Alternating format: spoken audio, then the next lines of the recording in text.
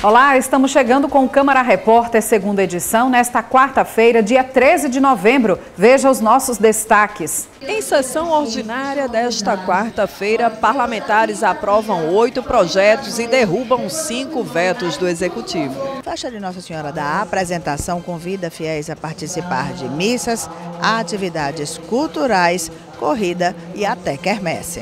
Aqui no estúdio eu vou conversar com o advogado Carlos Kelsen. Ele é candidato à presidência da OAB, representando a Chapa 10, e vem conversar conosco sobre as propostas que tem para a Advocacia Potiguar. Vem com a gente, o Câmara Repórter, segunda edição, está no ar.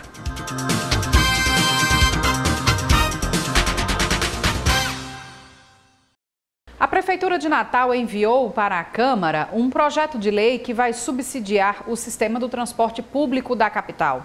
A secretária de Mobilidade Urbana falou com a imprensa sobre essa proposta. A Prefeitura de Natal enviou em regime de urgência um projeto à Câmara Municipal de Natal, fornecendo subsídios para que a tarifa do transporte público da capital potiguar não aumente de valor. Hoje está em R$ 4,50. Aqui ao meu lado eu tenho a secretária da STTU, Daliana Bandeira. Daliana, é uma iniciativa realmente para evitar que essa tarifa suba de valor? Não, na verdade esse projeto de lei que prevê os 60 milhões, ele é resultado do estudo da NTP para o processo licitatório, né, para o sistema que será licitado. Então, quando a gente disponibilizou a toda a população, a quem teve interesse, a consulta pública e a audiência pública, a gente já mostrou esse valor de 60 milhões. Porque o sistema proposto para a licitação, ele custa em média 260 milhões por ano. E por opção, manter a tarifa pública, que é a tarifa que o usuário paga, de R$ 4,50, a gente teve ali um déficit de 60 milhões, que precisa vindo de outra fonte que não a tarifária. Então, por isso, esse projeto de lei, mas a gente está falando para o processo licitatório. A gente tem um sistema que está hoje operando na cidade, pelas 6 empresas que já operam na cidade. Esse sistema hoje ele é regido pelo acordo judicial, que foi resultado daquela ação de 100% da frota, que o município tinha que voltar a 100% da frota antes da pandemia. Então, nesse acordo judicial, para o sistema que está hoje na cidade, a tarifa técnica calculada deveria ser de R$ 4,81. E o usuário paga R$ 4,50. Então, tem 31 centavos aí de déficit, que é compensado das dívidas que as empresas têm inscritas em dívida ativa. Isso é um cenário, é o cenário que hoje é a realidade da cidade. 60 milhões, como eu falei, a gente está falando para um processo licitatório, para uma licitação. Para as empresas que já possuem aí uma isenção, né, do ISS e de outros impostos. A gente manteve essa isenção de ISS e ICMS no cálculo do processo licitatório. O projeto foi enviado em regime de urgência para a Câmara. A expectativa é de que ainda este ano, ainda este mês, talvez, seja aprovado? Sim, esperamos que sim. A Comissão de Finanças da Câmara se reuniu para deliberar os projetos em pauta no início desta tarde. Entre as matérias aprovadas está a Lei Orçamentária Anual do município de Natal para 2025. Durante a reunião, os parlamentares da Comissão de Finanças, Orçamento, Controle e Fiscalização designaram 33 projetos de lei e apreciaram outras 48 matérias. Entre os projetos aprovados está o que institui a Feira Cultural, voltada para artesanato, e que disciplina sobre a realização de eventos culturais, econômicos ou de outra natureza na Avenida Praia de Ponta Negra. A matéria é de autoria do vereador Ranieri Barbosa. Hoje o nosso mandato executa uma vez por mês, uma feira de artesanato com produtores do artesanato. E com esta lei vai dar uma garantia do município realmente ter uma feira permanente, porque o artesanato ele não é só um atrativo para o turismo, como também é um símbolo de fomentar parte da economia e da nossa cultura. Então aqui fico muito satisfeito com a aprovação desta lei. Outro projeto aprovado pelos parlamentares assegura a crianças e adolescentes em situação de vulnerabilidade a prioridade para vagas em tempo integral nas escolas do município. A matéria é de autoria do vereador Nivaldo Bacurau. Como é um novo modelo que está sendo integrado no Brasil todo, de escolas de tempo integral, a gente está querendo que seja aqui em Natal, que tenha uma reserva para essas principalmente para essas crianças, para serem atendidas, porque é difícil. Então, é uma coisa de humanidade, porque a gente vê como o sofrimento é grande. Então, essas crianças precisam também ter um espaço nas escolas e a gente vai, se Deus quiser, o prefeito vai sancionar esse projeto. Também foi aprovado pelos parlamentares projeto que dispõe sobre a isenção das taxas de inscrição em concursos públicos para mulheres vítimas de violência. A matéria de autoria do vereador Hermes Câmara teve como relatora a vereadora Ana Paula. Hoje tivemos vários projetos voltados para a temática da mulher e esse projeto ele é importante porque a mulher, quando ela está em um ambiente de violência, muitas vezes a violência ela se mantém nesse ciclo, nesse ambiente, por depender financeiramente do agressor.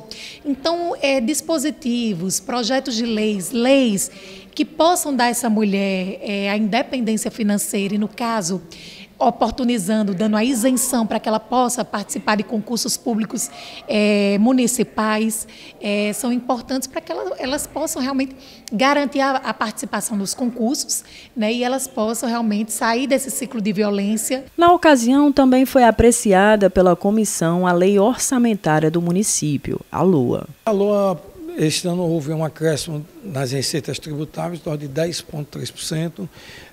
Uma LOA para o exercício 2025, a lei orçamentária anual, da ordem de 5 bilhões e 298 milhões. Fato esse que vamos agora cumprir o calendário. Como relator, temos que fazer várias análises, porque a simetria da reforma tributária federal para os municípios e estados se ajustarem nesta reforma, então o orçamento tem que estar totalmente convergente dentro dessa simetria.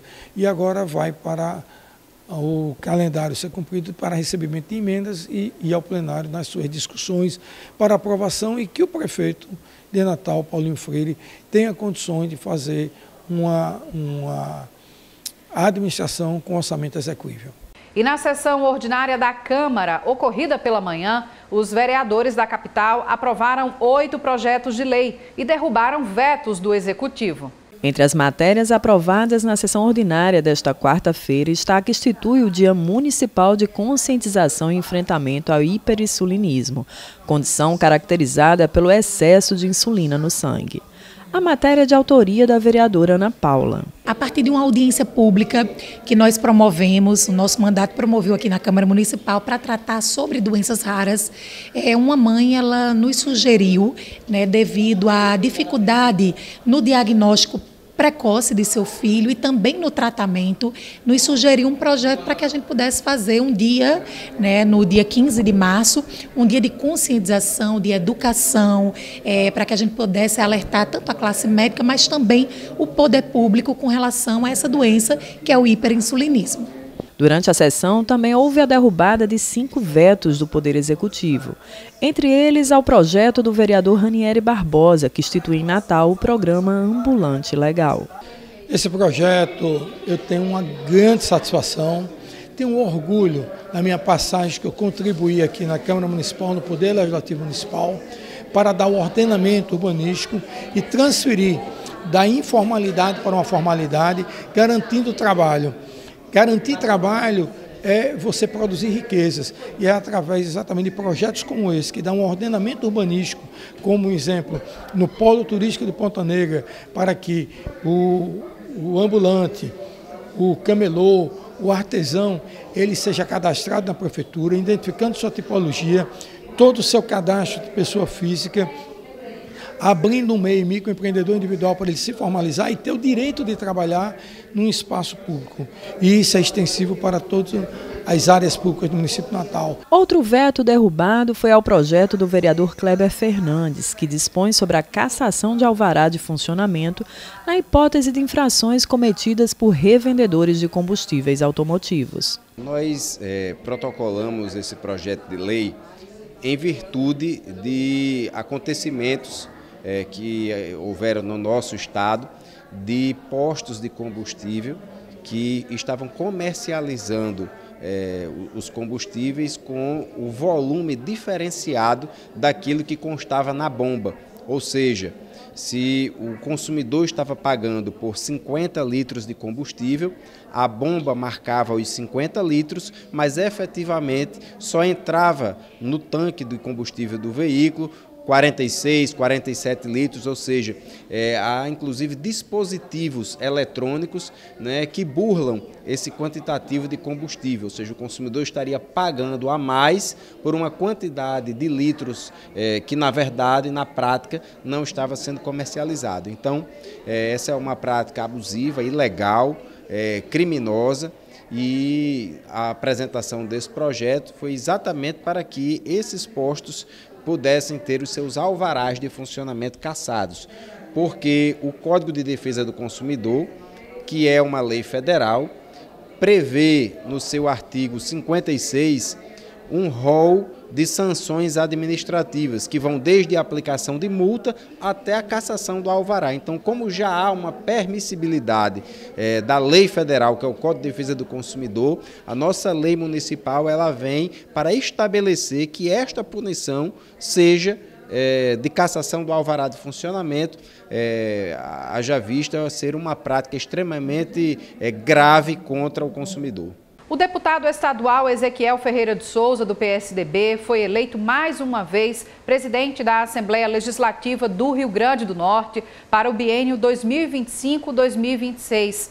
A eleição da mesa diretora da Assembleia teve chapa única eleita por unanimidade. E pela primeira vez, 2 mulheres fazem parte da composição, sendo a deputada Eudiane Macedo, segunda vice-presidente, e a deputada Terezinha Maia, quarta secretária.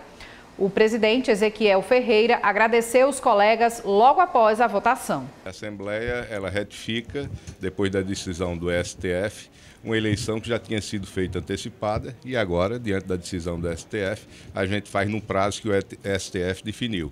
Mais uma vez, a eleição por unanimidade, mostrando os avanços que a Casa Legislativa tem.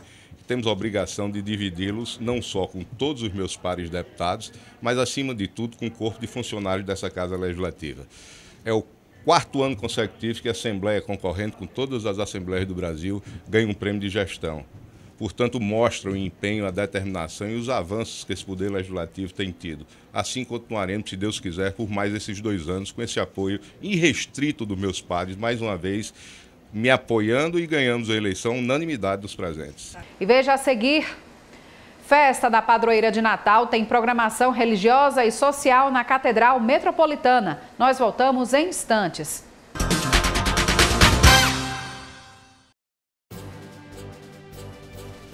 A castração é a solução para o controle populacional de cães e gatos em situação de rua. Um casal de gatos pode reproduzir até 70 mil filhotes. O mesmo casal, com a sua doação para a castração, vai gerar menos 70 mil animais nas ruas. Castração é a solução.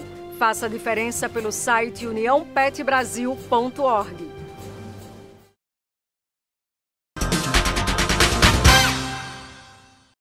Natal tem o preço da gasolina mais caro do Nordeste, mais uma vez. O consumidor que se sentir lesado com os preços abusivos pode fazer denúncias ao PROCON. Uma pesquisa realizada entre os dias 3 e 9 de novembro pela Agência Nacional do Petróleo, Gás Natural e Biocombustíveis constatou que, com o preço do litro da gasolina comum em R$ 6,69, Natal se tornou a cidade do Nordeste com o valor mais alto cobrado pela gasolina. Vamos dar um giro pelos postos de combustíveis aqui da capital potiguar para ouvir os consumidores e conferir essa situação. Este posto, localizado no bairro do Tirol, registrou o preço do litro da gasolina comum em R$ 6,67. Os motoristas falaram sobre o impacto que o aumento do combustível causa na qualidade de vida deles. Eu vejo que para o trabalhador, né, a gente trabalha todos os dias, a gente circula na cidade, a gente vê que o custo é muito alto, né, e isso acaba afetando na nossa qualidade de vida, né, porque o valor que a gente tira para pagar combustível, para pagar esse custo a mais, né, que tem em outras cidades é mais barato e aqui é mais caro, a gente acaba tirando de outras coisas que a gente poderia estar fazendo, né, alimentação, tudo, lazer. né? E isso acaba impactando, né, na vida da gente. Sempre sobra na ponta, para mim e para você, que nós somos consumidor final, então nós só não consumimos a gasolina, mas todo em torno dela vai sobrar para nós. Você tem alguma estratégia com a alta do preço da gasolina, roda menos, como é que você... Ou procura dar uma pesquisada?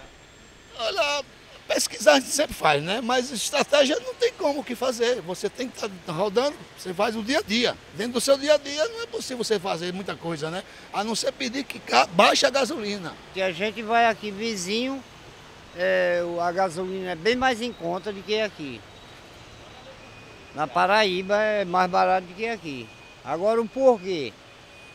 O senhor tem alguma estratégia, dá uma pesquisada antes para não pagar mais caro? Não tem. Pesquisa os postos? Não tem como, tem que pesquisar. Se não pesquisar, a gente sempre vai estar sendo conivente com esses aumentos, né? O impacto do aumento do preço do combustível atinge diretamente os motoristas por aplicativo. Alain ainda roda com gasolina. Já Walter preferiu migrar para o gás natural. Porque é mais econômico e para ter um maior lucro também, porque gasolina não compensa rodar de Uber, nem rodar mesmo particular, porque a quilometragem dos carros é pouca, faz 9, 6, 8 quilômetros. Então com gasolina fica pior do que o gás. Então o gás está equiparado com o preço da gasolina, mas porém tem mais lucro.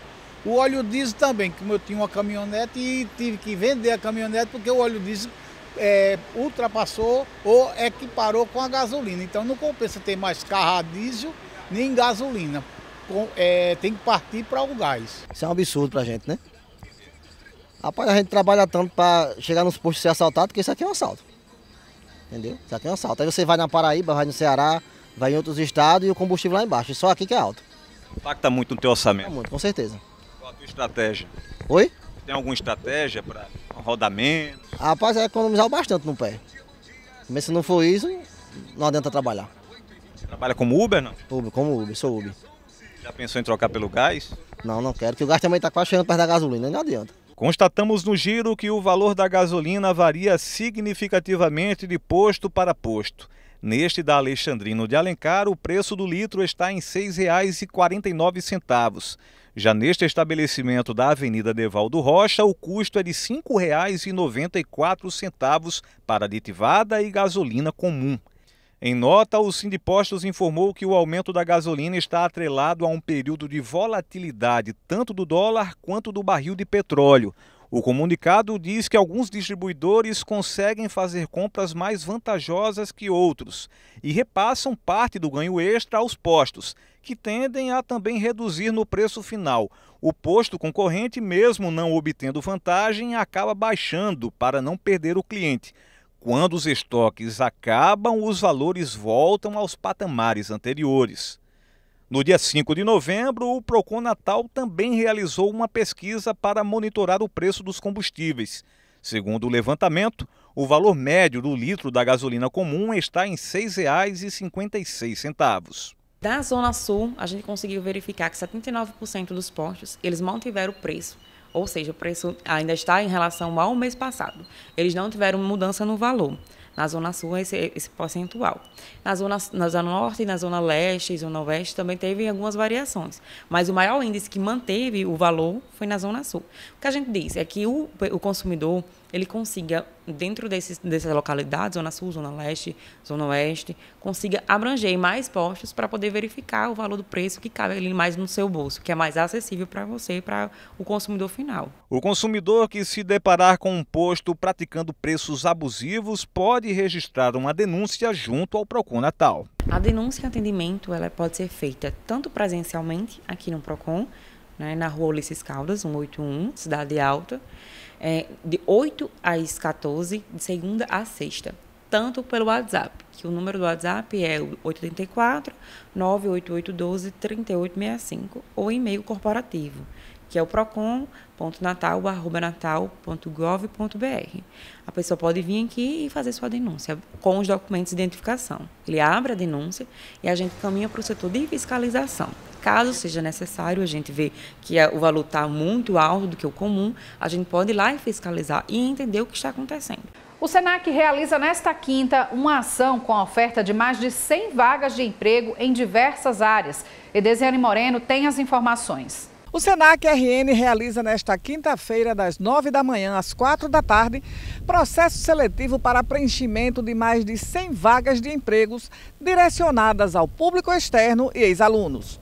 Os interessados devem comparecer à Escola Técnica do Senac, localizada na rua São Tomé 444, na Cidade Alta, com currículo atualizado. O candidato deve possuir ensino médio completo e ter acima de 18 anos. As oportunidades são para os segmentos do comércio varejista, gastronomia, tecnologia da informação, beleza e estética e hotelaria.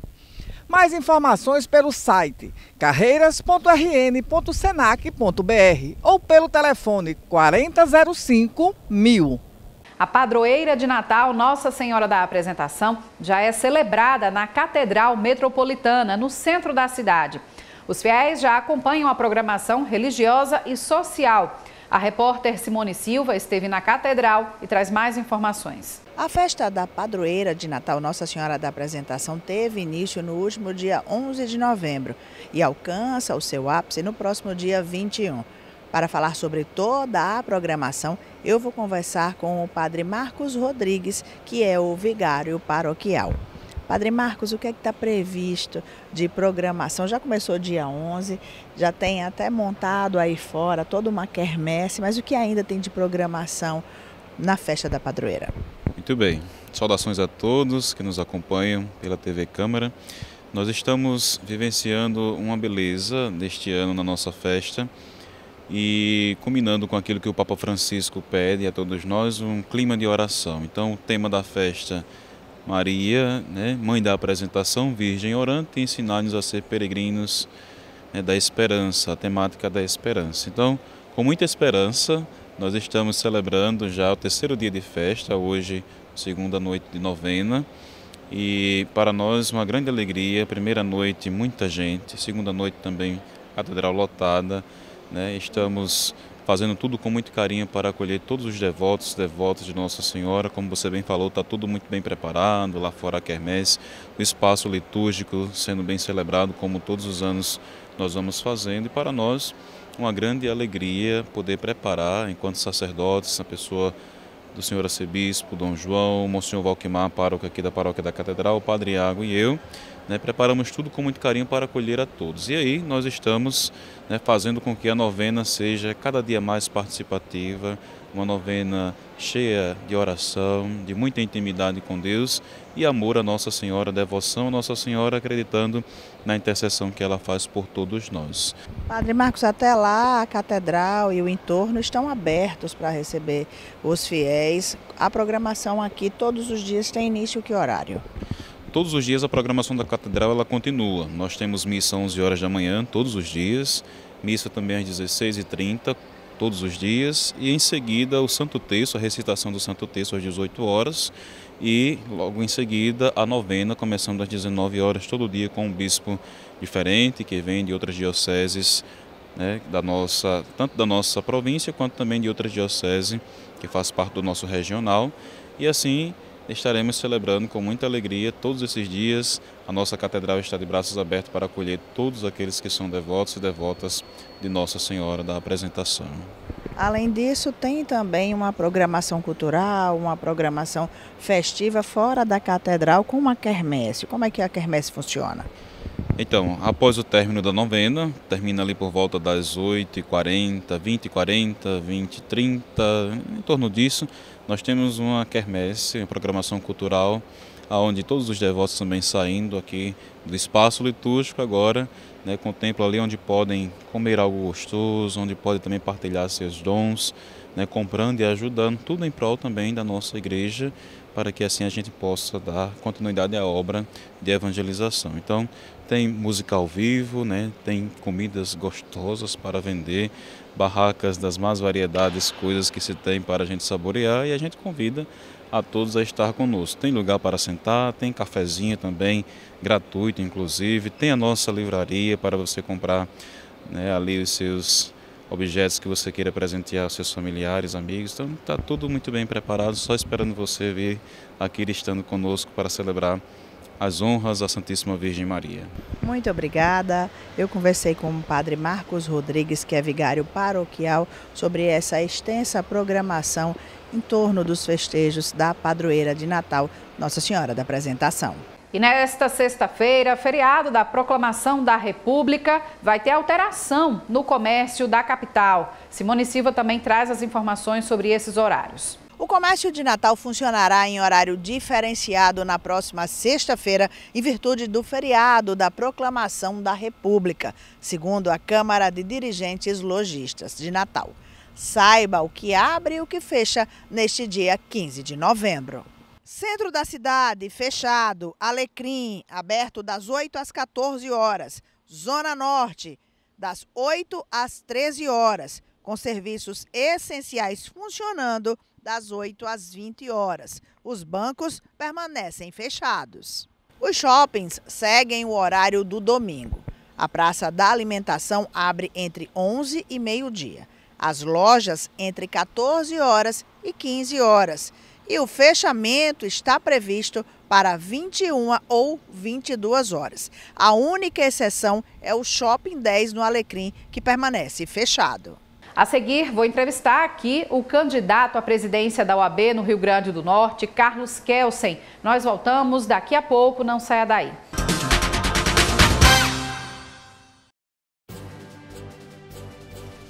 A castração é a solução para o controle populacional de cães e gatos em situação de rua. Um casal de gatos pode reproduzir até 70 mil filhotes. O mesmo casal, com a sua doação para a castração, vai gerar menos 70 mil animais nas ruas. Castração é a solução. Faça a diferença pelo site uniãopetbrasil.org.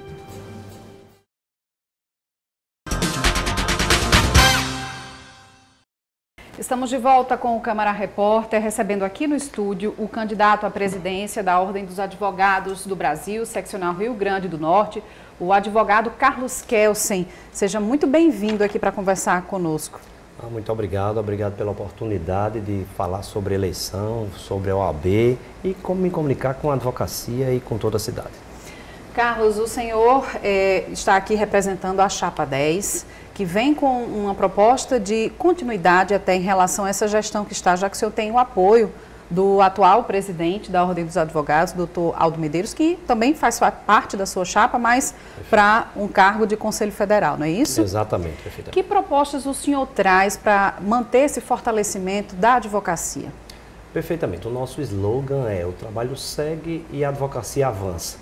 Temos naturalmente a liderança do Dr. Aldo Medeiros, que hoje integra a gestão, é o atual presidente, mas trazemos de um formato principal uma nova cara, novas propostas e naturalmente um novo grupo que também se agrega a esse grupo atual, que observa todos os bons feitos da atual gestão, que tem a aprovação da própria advocacia, mas trazendo um pouco mais de inovação, trazendo um pouco mais de tecnologia, ideias novas e o principal, ainda um fortalecimento maior da própria classe dos advogados. Com certeza. Dentro desse ponto de vista que o senhor traz de proposta de inovação, o que o senhor apresenta em relação à questão das prerrogativas, que é uma questão sempre muito primordial para a atuação dos advogados aqui no Estado? Perfeito. Eu diria que prerrogativas é um princípio básico da advocacia, de quem pretende advogar e, naturalmente, de quem quer ver um trabalho desenvolvido vinculado à advocacia. A gestão atual trouxe diversos avanços, não só a instalação de um órgão específico, a Procuradoria Efetiva de Prerrogativas, com profissionais específicos para atendimento dos advogados. E o nosso objetivo, nossa proposta, que isso é um dos eixos de proposta que a gente traz, é não só fortalecimento desse setor que já existe e ampliação do seu atendimento. A gente, inclusive, traz como base de uma proposta a instalação de uma procuradoria específica na cidade de Mossoró, para que seja não só coberta aquela região toda, como facilita, inclusive, a rapidez do atendimento. E o principal é fortalecer a advocacia, fortalecer as prerrogativas e também comunicar para a advocacia, para a sociedade, ao Poder Judiciário, para o Ministério Público, para todos os órgãos, o que é prerrogativa, que tipo de prerrogativa tem que ser respeitada, quais as consequências da violação de uma prerrogativa, qualificando toda a sociedade para que possa respeitá-las. Falar em prerrogativa, e até como o senhor também citou aí nessa sua resposta, traz essencialmente essa relação dos advogados com a justiça, enfim, os inúmeros tribunais, enfim, e também o Ministério Público. Em relação a esse diálogo com o Poder Judiciário, principalmente, que propostas o senhor tem para, como é que eu posso dizer, alinhar mais, né, esse diálogo para que essas prerrogativas sejam cada vez mais respeitadas? Perfeito. Eu diria que no eixo acesso à justiça, é isso que a gente identifica como sendo uma base para essa instauração desse diálogo. A gente precisa, principalmente, aproximar ainda mais as instituições. Não tenho dúvida que para que o Poder Judiciário exista, é necessária a existência do advogado. Ele é quem inicia um processo, ele é quem estabelece a relação específica. O Judiciário, para funcionar, tem que ter o advogado, também precisa ter o Ministério Público. Então, qual é a nossa meta, qual é o nosso principal objetivo? Uma aproximação maior das instituições para que a gente possa debater, inclusive até de maneira anterior, pensar a advocacia em conjunto com o Poder Judiciário, em conjunto com o Ministério Público, com os órgãos administrativos também, que são vários setores, como o INSS, como a Receita Federal, a atuação, os cartórios, a atuação da advocacia, ela é cada vez mais ampla. Antigamente a gente imaginava o advogado que resolvia só um processo. Hoje a atividade está envolvida em várias etapas. É desde a análise de um contrato, a uma validação de uma escritura pública, a uma negociação administrativa de uma aposentadoria.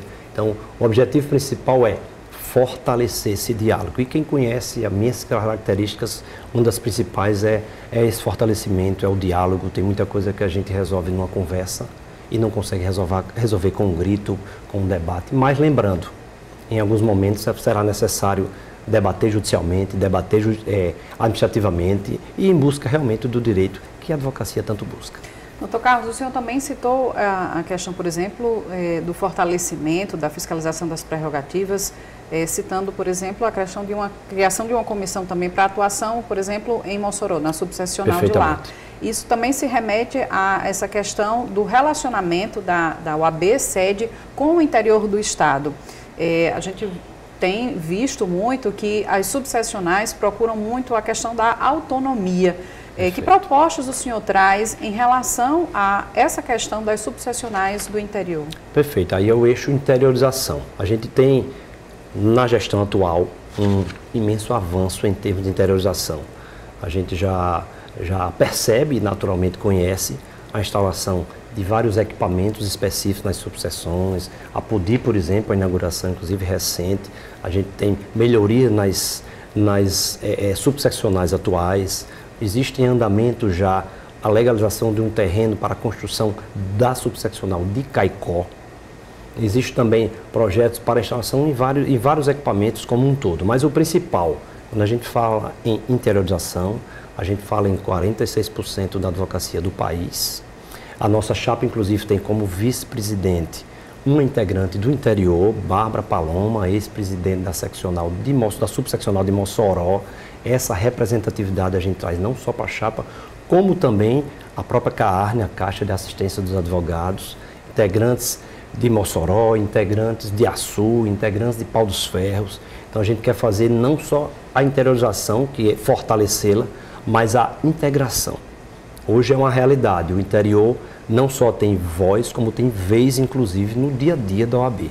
Então a gente precisa não só aproximar o advogado da OAB, para que ele sinta ainda mais que é a casa dele, mas também trazer o advogado do interior, aproximar a OAB também do interior. Então, isso é um ponto muito forte, não só na gestão atual, como quando a gente fala que o trabalho continua, que a gente avança, o objetivo é exatamente esse, de fortalecer cada vez mais essa relação.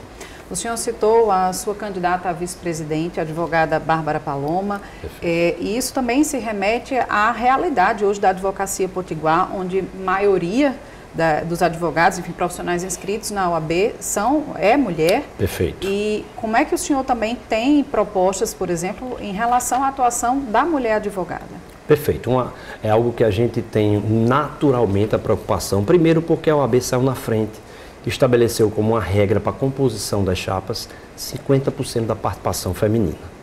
Agora, a nossa chapa não tem a preocupação só em incluir 50% de mulheres. Na verdade, a gente quer e escolheu realmente, efetivamente, aquelas mulheres que possuem protagonismo, aquelas mulheres que possuem representatividade.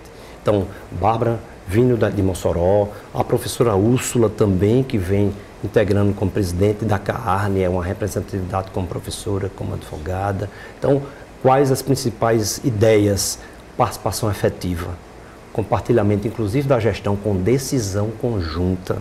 Não adianta só compor chapa, é compor gestão, é trazer para participar de comissões específicas voltadas ao interesse das mulheres.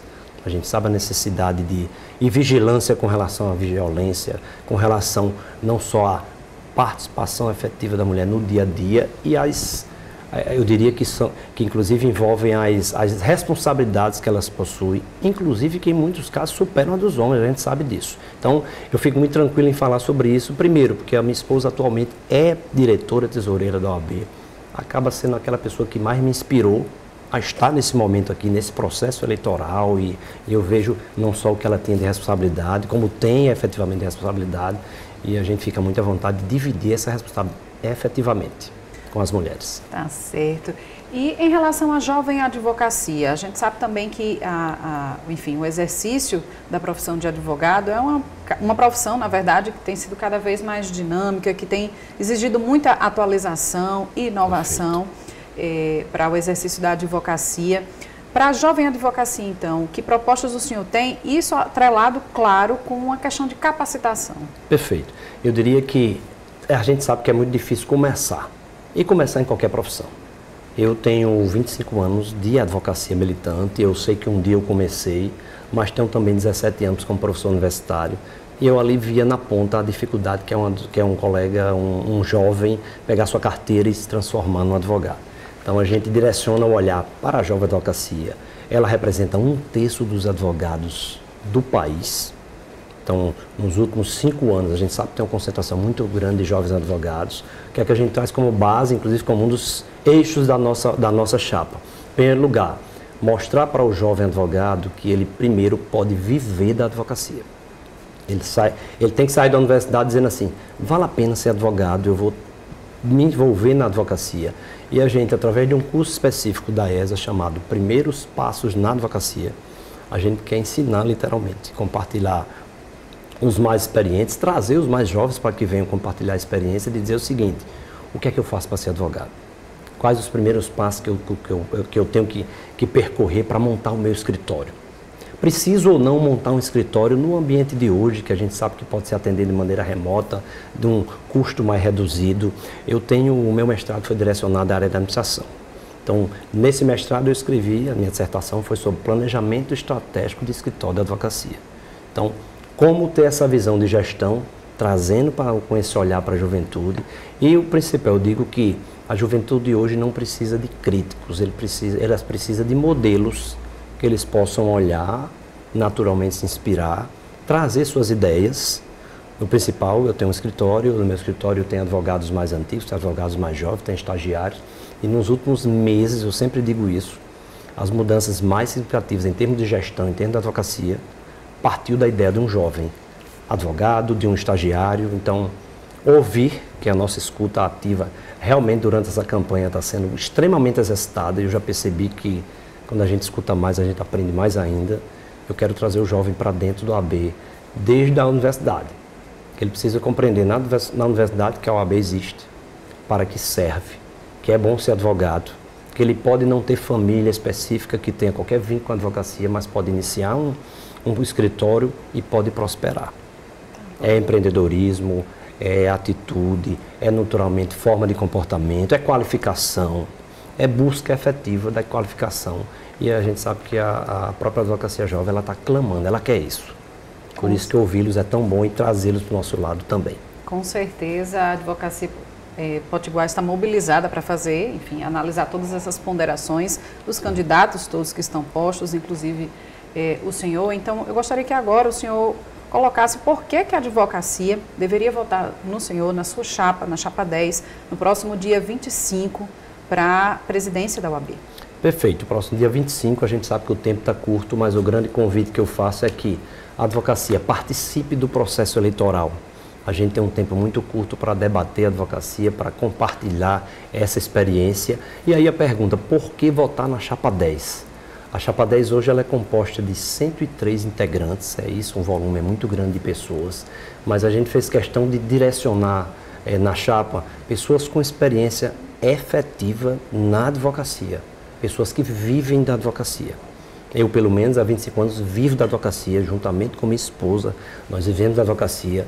A nossa vice também vive da advocacia. Então, o convite maior é para que conheça nossas propostas, veja que a nossa ideia é continuar avançando, não é repetir o que já existe. O que já existe tem muita coisa boa, muito avanço, mas a gente quer melhorar, trazendo tecnologia, trazendo mais aproximação entre os poderes, entre os órgãos, trazendo a advocacia para dentro da OAB, não só para tratar de problema jurídico, mas também de problema que envolva, não de problemas só, né, de matérias que envolvam outras áreas, como a área de gestão, a área de saúde, a área de tecnologia, a oratória. O nosso objetivo principal é esse. Então, o grande convite é dizer que no dia 25, a Chapa 10 tem diversos integrantes, mas nós temos diversas propostas que direcionam a prerrogativas, ao acesso à justiça, à jovem advocacia, à educação continuada, à inovação. Então, tudo que a gente pensa é pensando muito na advocacia, servir a advocacia e, naturalmente, tê-la. É por isso que eu peço o voto efetivo para a Chapa 10 e, além do voto, o apoio e a multiplicação dessa convocação para os advogados, para que possamos, no dia 25, não só ter um processo eleitoral bonito, uma eleição bonita, como a vitória, que é exatamente isso que a gente procura. Então, eu desejo uma boa sorte nesses últimos dias de corrida eleitoral para vocês. Perfeito. Na OAB. Então, vamos até o dia 25 para ver qual vai ser o resultado. Vamos lá e vamos à vitória. E esta edição do Câmara Repórter fica por aqui. É você que nos acompanha. Obrigada pela sua audiência. A gente volta a se encontrar nesta quinta-feira com outras notícias aqui da Câmara Municipal e do que acontece na nossa cidade.